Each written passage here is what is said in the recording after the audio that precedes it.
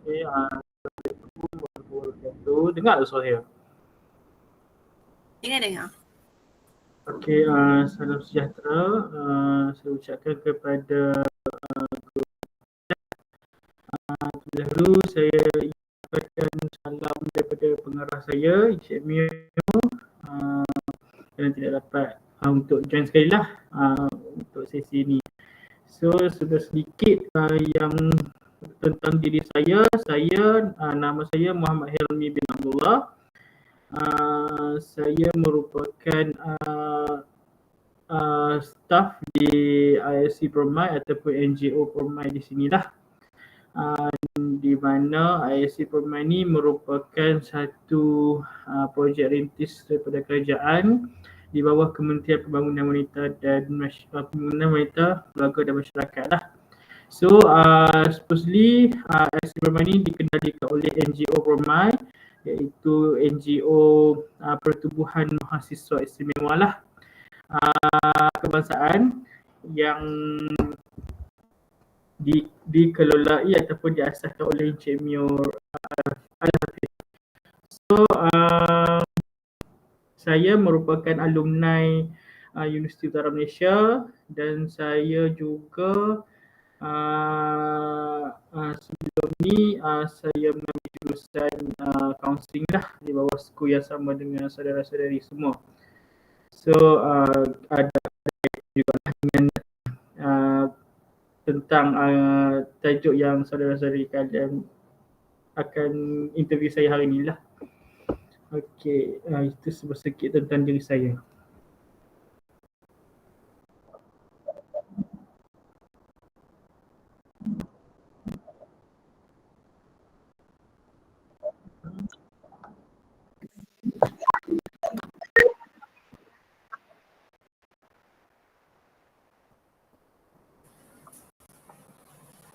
Okay, hai.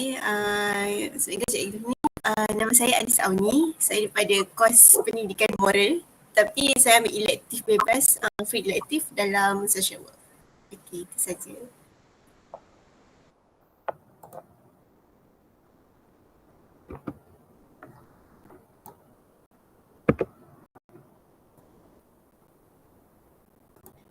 So, Assalamualaikum. Nama saya Nur Syamim binti Muhammad Samsul. Saya daripada pengurusan kerja sosial. Nama bukan pelajar SAM 1 lah. Salam sejahtera Encik Helmi. Nama saya Bimal. Saya ambil kos sama dengan Anis tadi. Saya ambil ED Model. Social work ni kami ambil sebagai free elective.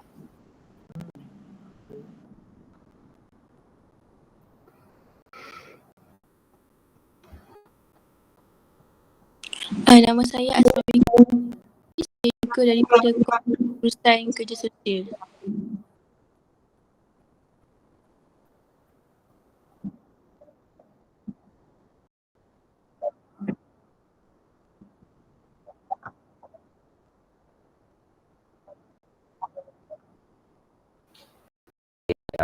Sebelum saya tanya soalan pertama ni, nak tanya Encik Helmi.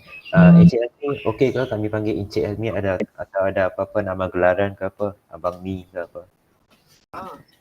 Okey je, nak panggil Encik Helmi boleh, nak panggil Abang Mi pun boleh. Saya sesuai ikut ni. Okey. Saya panggil Encik Helmi lah dulu. Nak formal sikit kan.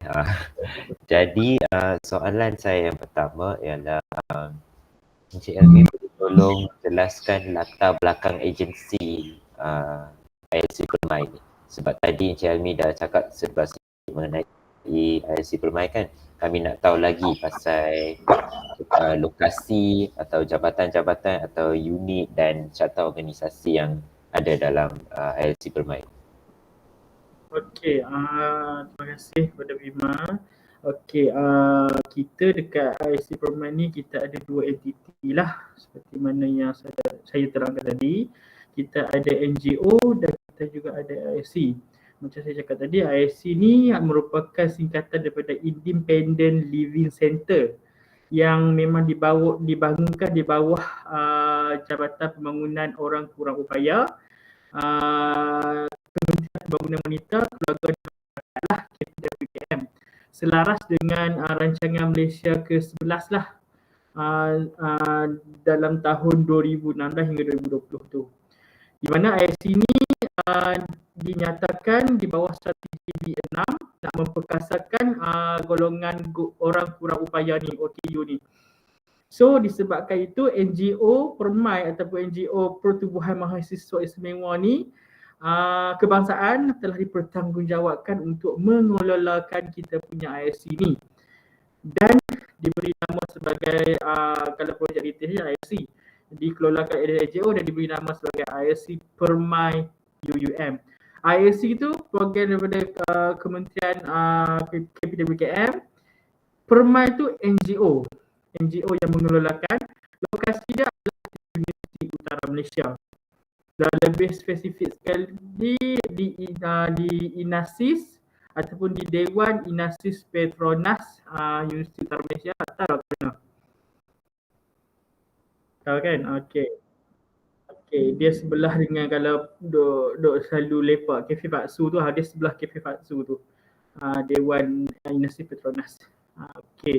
So pelaksanaan ISC Permai ni adalah berkuat kuasa pada September tahun 2020 di mana geram pertama kami melaksanakan perkhidmatan kami di ISC ni lah. So kita sekarang ada 7 ISC di Malaysia dan kita antara salah satu ISC yang berada di kampus universiti spesifik Universiti Utara Malaysia lah. Tak ada di mana-mana lagi di universiti-universiti luar sana yang ada ISC. Kita satu-satunya lah. So dia terpakai kepada semua ISC yang ditubuhkan sebagaimana tu dikelolakan oleh NGO dan bagi orang kurang upaya ni manfaat ni nak membantu Majlis Kebangsaan lah, Majlis Kebangsaan bagi orang kurang upaya MBOKU dalam pelaksanaan fungsinya perjalanan kuasanya di bawah Akta OKU 2008. Itu ISC. Okey, kalau NGO pula, NGO Permai ataupun Pertubuhan Mahasiswa Istimewa ni telah ditubuhkan pada 12 Disember tahun 2017, iaitu kira bulan ni kami celebrate tahun yang ke-6 lah. Selepas ditubuhkan pada 12 Disember 2017 di Universiti Utara Malaysia oleh Encik Mio Muhammad Afif Aiman bin Abu Bakar yang merupakan pengurusi pengasas kepada NGO Permai ni.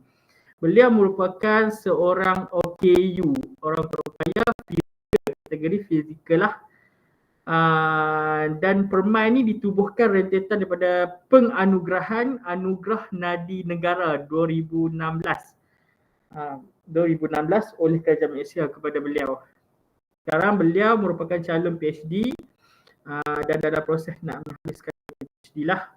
So Permai ni didaftarkan di bawah Jabatan Pendaftaran Pertubuhan NGO yang bertaraf kebangsaan lah, ROS tu. So Permai ni merupakan sebuah pertubuhan yang dianggotai oleh mahasiswa dan juga alumni Institut Pengajian Tinggi IPT yang terdiri daripada golongan orang kurang upaya OKU. Permai juga membuka keahlian kepada golongan bukan OKU, dikenali sebagai ahli bersekutu, di mana bila kita ambil golongan yang bukan OKU ni tujuannya untuk membantu proses kita di pertubuhan ini, membantu golongan OKU yang lain lah. Di mana kita banyak, kita ada 7 kategori OKU dekat Malaysia dan dunia lah.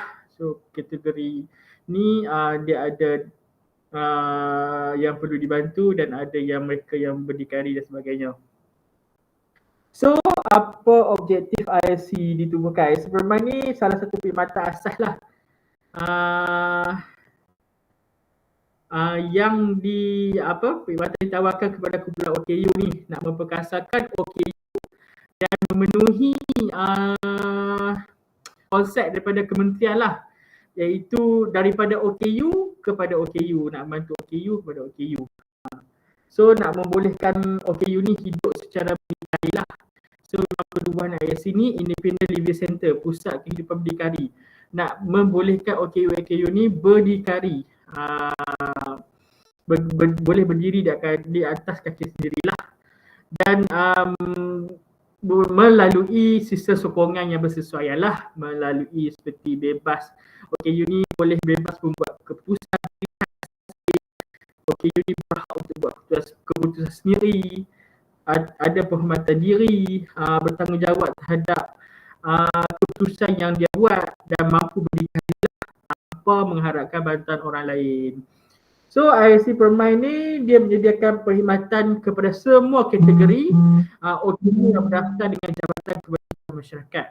So kita ISC ni ada ISC yang menjalankan kepada semua kategori OKU.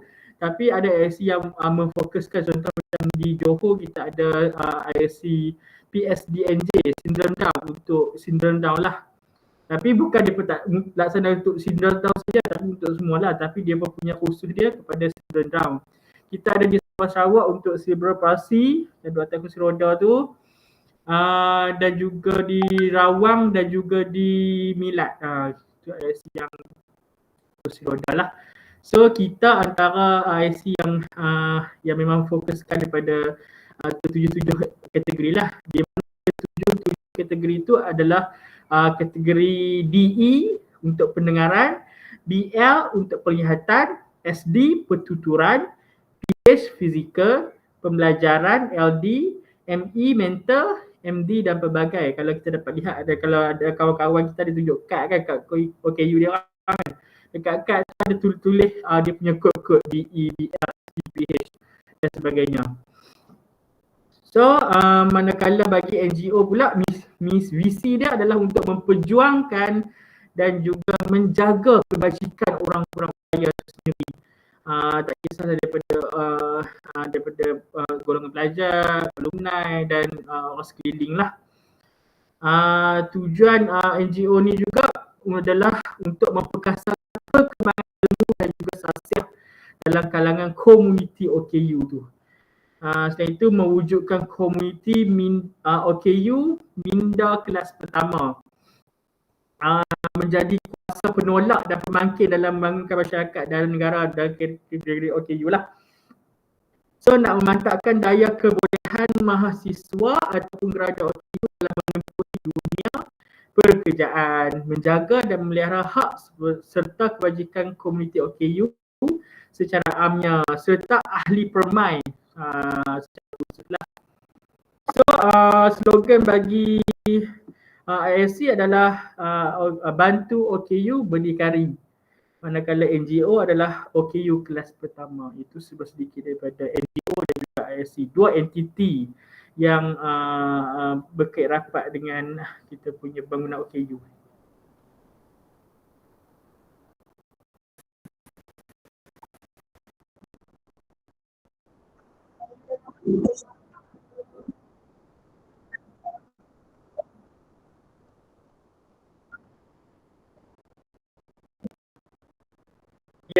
Dia merupakan alumni dan alumni di UM lah.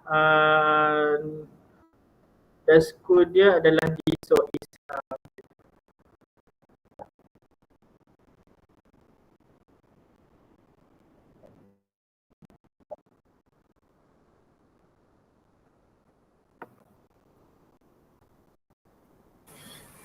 Okey Cik Ni, saya nak tanya sedikit lah. Kalau untuk syarat kelayakan bagi seseorang penerima klien tu macam mana? Okay. Untuk syarat kita dekat ISC ni kita ada beberapa perkhidmatan yang kita tawarkan kepada klien kita lah. Okey, perkhidmatan yang disediakan sini UM ni kepada OKU yang berdaftar dengan JKM yang mempunyai kad OKU tu lah. Dan berdasarkan garis pandu ISC daripada JPOKU, Jabatan Pembangunan Orang Kurang Upaya, dan Kementerian Pembangunan Wanita, Keluarga dan Masyarakat. So kami tawarkan perkhidmatan untuk pembantu peribadi PA, pembimbing rakan sebaya PC dan pembantu. So syarat-syarat untuk pembantu peribadi PA ni, okey, kami mengkhususkan PA ni diberikan satu PA kepada satu orang OKU. Dan PA ni merupakan seorang yang bukan OKU lah. Sebab nak beri bantuan kepada OKU ni dia memerlukan kudrat dan sebagainya. So PA ni akan membantu OKU ni di kediaman mereka. PA akan berkhidmat dalam tempoh yang telah ditetapkan lah. So PA ni dia membantu dalam mendidik OKU untuk berdikari dan mengurangkan pengharapan atau kebergantungan mereka kepada keluarga atau orang sekeliling mereka. So bagi klien ni macam mana kami tetapkan syarat adalah dengan cara kami membuat penilaian lah sama ada dia orang layak ataupun tidak untuk mendapatkan perkhidmatan di perkhidmatan PA ni. So kami akan mendapatkan senarai nama terlebih dahulu daripada JKM negeri, JKM daerah. Mostly banyak JKM daerah lah. Sekarang kami semenjak geran yang lepas kami telah mendapatkan senarai nama daripada 11 daerah di negeri Kedah. Dan setiap JKM daerah dia menghantar 20 senarai nama lah kepada kami. Melalui senarai nama ni kami akan one by one lah klien ni untuk kami ke rumah mereka. Kalau dalam JKM selalu dalam PDK tu orang cikgu-cikgu selalu buat home visit. Kami pun akan buat home visit ke rumah mereka untuk kami buat sama ada mereka ni layak ataupun tidak layak untuk diberikan perkhidmatan PA. Layak ataupun tidak layak ni bergantung kepada jenis kesiasatan dia orang ni lah. Macam klien kami ada yang kami ambil daripada terlantar. Tapi kalau memang 100% dia fully bergantung harap dengan family dari segi nak urus diri, mandi, makan semua tu macam kita yang terlantar kan ada yang jenis yang memang tak boleh nak buat apa dah kan. Itu memang syarat tu memang dah terkeluar daripada kami punya ni lah. Syarat kami ni nak bantu dari segi berdikari, dia orang ni boleh buat perkara-perkara asas. Contoh ada harapan untuk nak makan. Kan kita ada yang jenis terlantar kan, ada yang kadang tangan tu masih kuat. Dia boleh nak angkat sudu dan sebagainya. So kami akan ajar dia orang sampai dia orang boleh buat sendiri.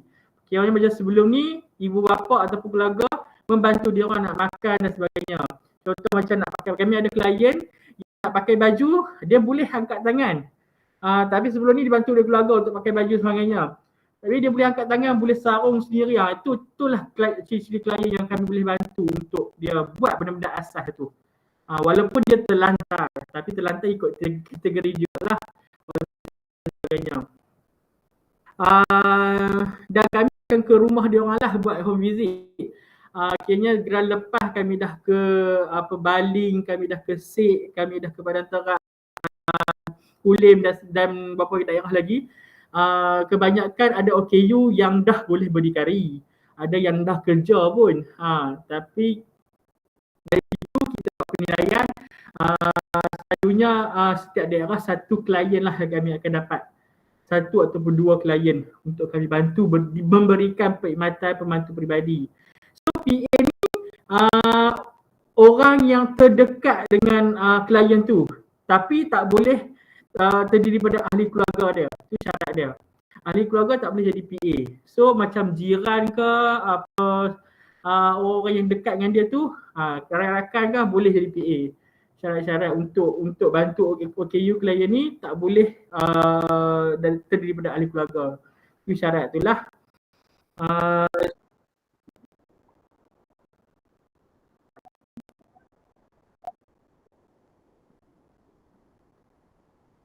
Ya, betul.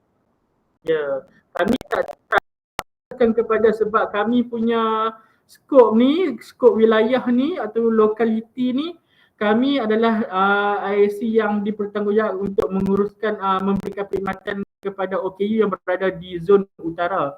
Zon utara tu merangkumi Kedah, Perlis, Penang dan Perak Utara. So setakat ni kami dah cover untuk negeri Kedah dan yang ke depan ni sunnah akan datang lah.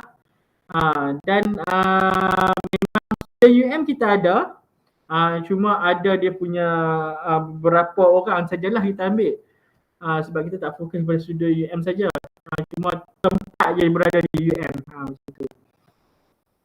Okey, setakat lah PA faham? Perkhidmatan BA faham no? Okey. Untuk So far semua faham. okey. Untuk yang perkhidmatan kedua adalah pembimbing rakan sebaya. Okey, pembimbing rakan sebaya ni merupakan katanya PC. Dia merupakan kaunselor yang dilatih ataupun terlatih yang terdiri daripada OKU tu sendiri. Sebab apa? PC ni tak boleh diberikan kepada orang biasa, orang yang bukan OKU, disebabkan oleh kehendak daripada KPWKM juga. Hanya OKU, daripada OKU untuk OKU ataupun hanya OKU memahami OKU. Sebab selalunya golongan OKU ni dia ada barrier tak? Atau ada barrier di antara dalam nak berikan perkhidmatan ni. Dia selalu akan buat stigma lah, awak tak OKU, awak tak faham apa saya rasa. So dekat situ KPWKM ni dia meletakkan hanya OKU sahaja boleh memberikan perkhidmatan PC atau pembimbing rakan sebaya ni kepada OKU klien tu. Supaya kita nak mengelakkan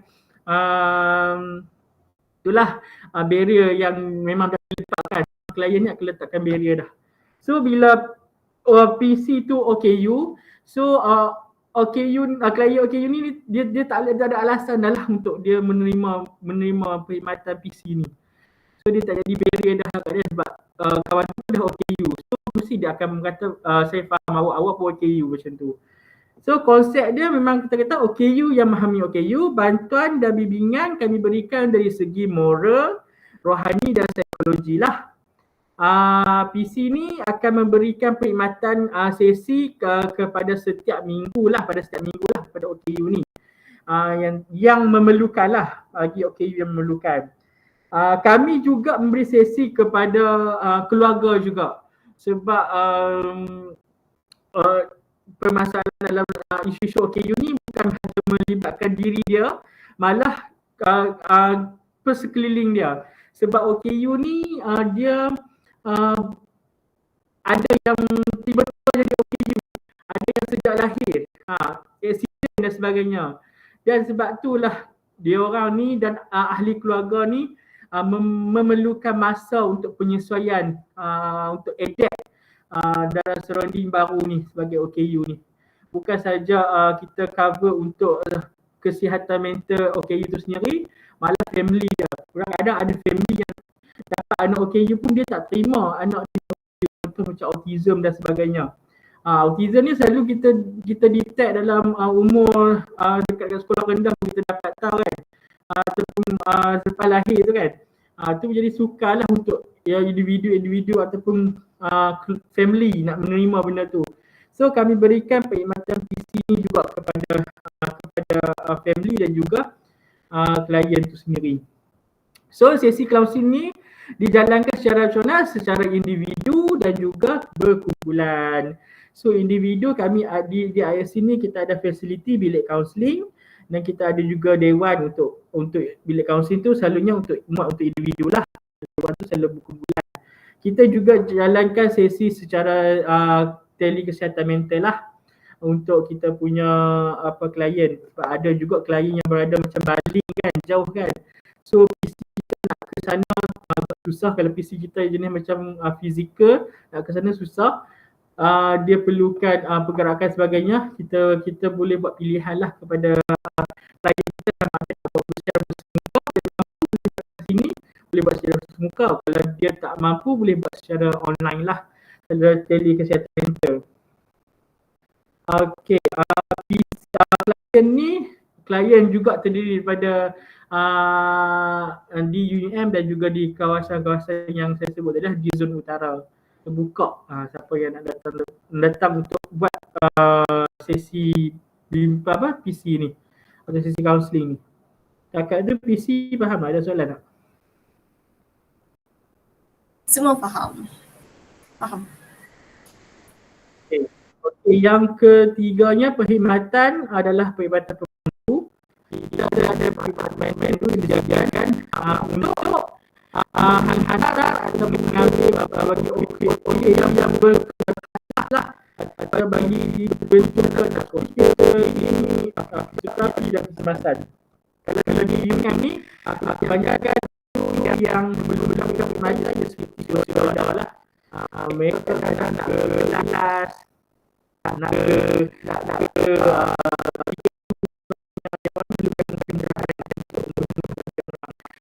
PM ada sedia macam tu. Cuma kadang-kadang nak kena dia sebab kena tunggu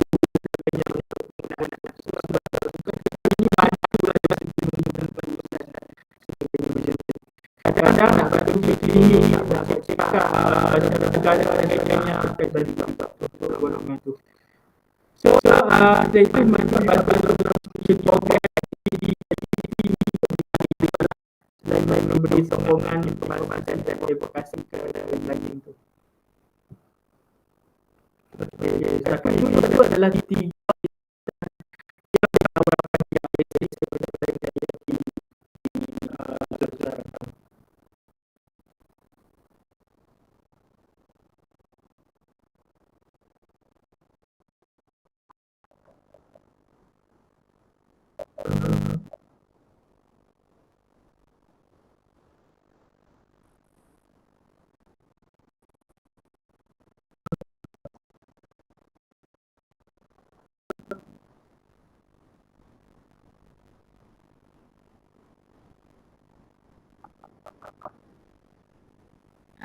Okay, soalan saya, apa tiga peranan pekerja sosial yang ada di agensi CL ni? peranan kerja sosial saya merupakan sosial daftar di sini dan oleh seorang lagi rakan saya iaitu saudara Nasrul, kalau tak silap sini awak semualah, dan dia merupakan pekerja sosial di sini, pegawai kewangan di sini. So selalunya peranan yang diambil oleh kita punya pekerja sosial adalah antaranya menjadi perunding kepada klien tu. So PC tadi tu pernah dijawab oleh saudara Nasrul, dan saudara Nasrul juga sebagai seorang pekerja sosial yang bantu dari segi kita nak mendapatkan tujuan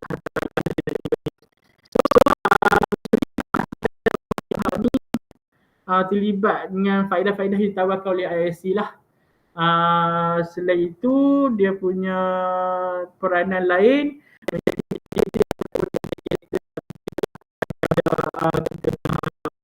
klien-klien ataupun staf-staf di ISC ni. Pekerja sosial ni bertindak untuk dalam segi nak mengajarkan hidup harian sosial, dan juga dari segi diri dalam pengurusan alat bantu OKU, sebab kita ada OKU yang terdiri daripada jadi OKU. So ada fasa-fasa yang dia perlu belajar dari masa ke semasa lah menggunakan alat OKU kalau di kategori OKU macam tu. Selain itu kita juga menjadi juga fasilitator lah. Pekerja sosial ni dia dalam berperanan sebagai seorang ketua ataupun orang kata pengurus ada dalam struktur kita punya ISC ni ada juga menyediakan aktiviti program. So diorang ni juga dalam proses kita buat aktiviti dan program yang kita tawarkan kepada kita punya klien. So itu antara tiga peranan yang kerja sosial mainkan di kita.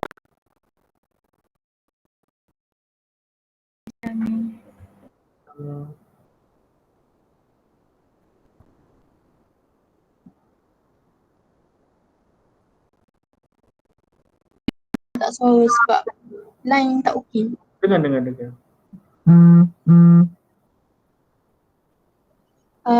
Tadi Cik untuk membantu klien, untuk membantu klien, Encik Hilmi cakap pergi lawat family dia sebagainya. Dan saya nak tanya, untuk bagi klien tu sebagai bekerjasama dengan individu, keluarga dia dan juga untuk komuniti dalam mendapatkan kesejahteraan dan klien terus hidup.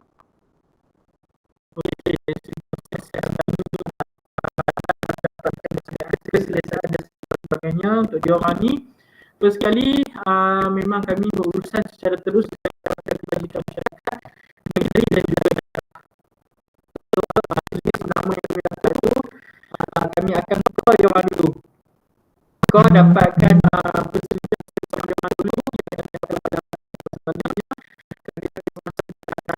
sekian untuk diorang ni lebih bersedia lah. Kadang kalau kita terjah macam tu juga, diorang ni kita tak tahu KU ni, kalau KU mentor dan sebagainya, dia suka lah nak kawal benda tu kan.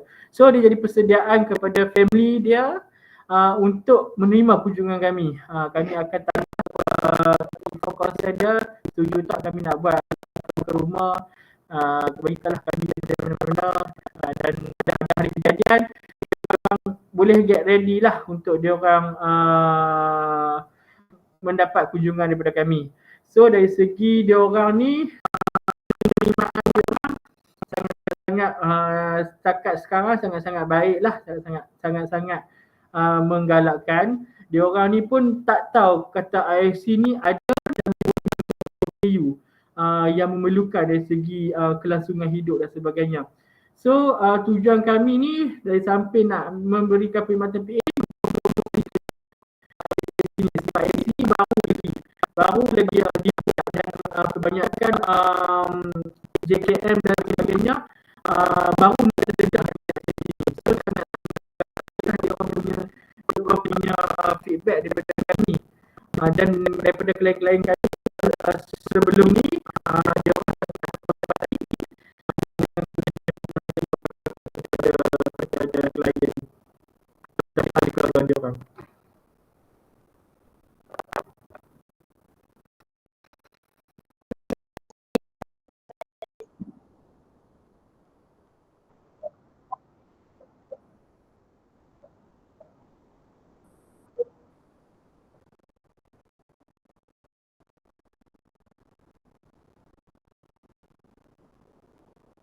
Okay. Kalau dari segi UUM sendiri, kita ada bahagian perkhidmatan dan sokongan pelajar, di mana bahagian ni orang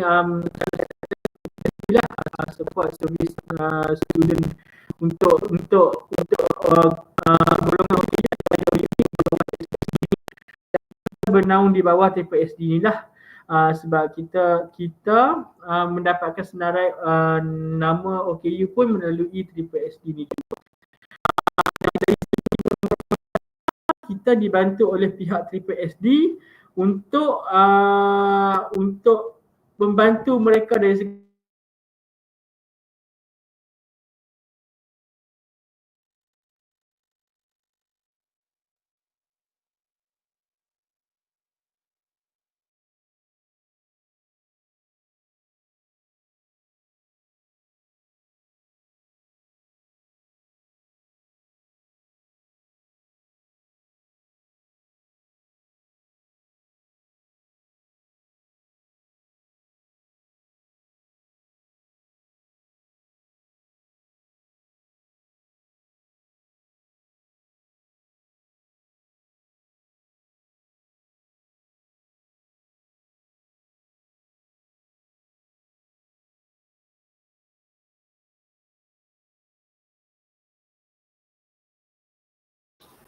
dia ada connection problem kot.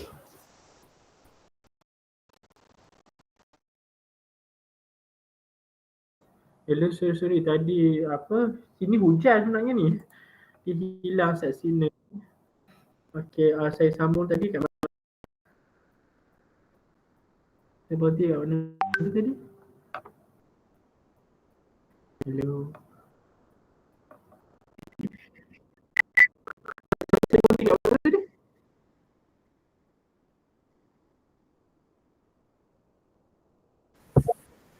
Macam mempromosikan bahagian perkhidmatan dan sokongan pelajar TPSD UM dari segi nak mempromosikanlah perkhidmatan kami di UM ni. Contoh dari segi pendapatan OKU lah. So kami akan adakan program dari segi satu program khusus untuk dia orang ni macam kenali dia orang boleh dapat daripada kedua unit ni lah untuk membantu dia orang dari segi meneruskan kehidupan di UM. Selain itu kami sebelum ni ada buat roadshow untuk kita memperkenalkan lagi lah perkhidmatan ni secara meluas di UM. Dan alhamdulillah kita dah berjaya dikenali di dalam UM selepas program Menteri KPT yang datang ke UM sebelum ni. So di situ kita dah memanfaatkan program tersebut untuk memperkenalkan ISC di UM sendiri.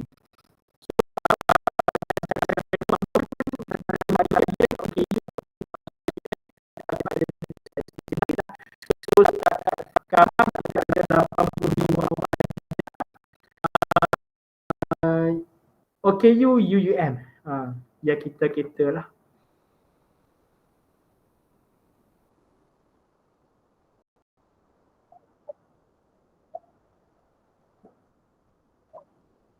Ya, untuk staff ISC yang juga memandu dan buka kepada pelajar dan juga alumni dan juga orang awam lah untuk kita perkhidmatan ini. So, seluruh orang yang berada di sebelah-sebelah daerah tu kita ada PA yang membantu OKU di setiap daerah. PC, cuma PC kita ada dari kalangan pelajar OKU tu untuk membantu masyarakat atau komuniti OKU.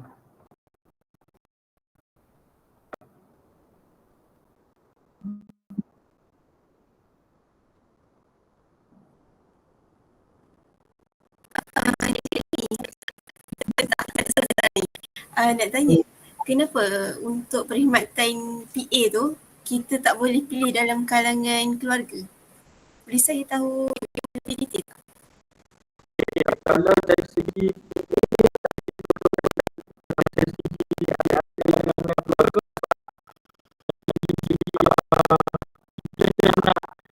sebab kita selesai dah kenali keluarga kita. So dia punya PA dan sebagainya tu mungkin agak susah lah kita nak menyampaikan. So kementerian menghendakkan kami untuk mengambil PA daripada luar ataupun orang yang tak OKU tu punya talian hubungan. So dia membantulah dari segi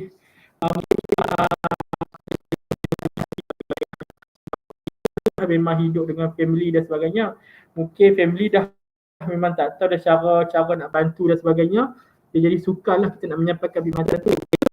Ambil orang luar yang mungkin yang mungkin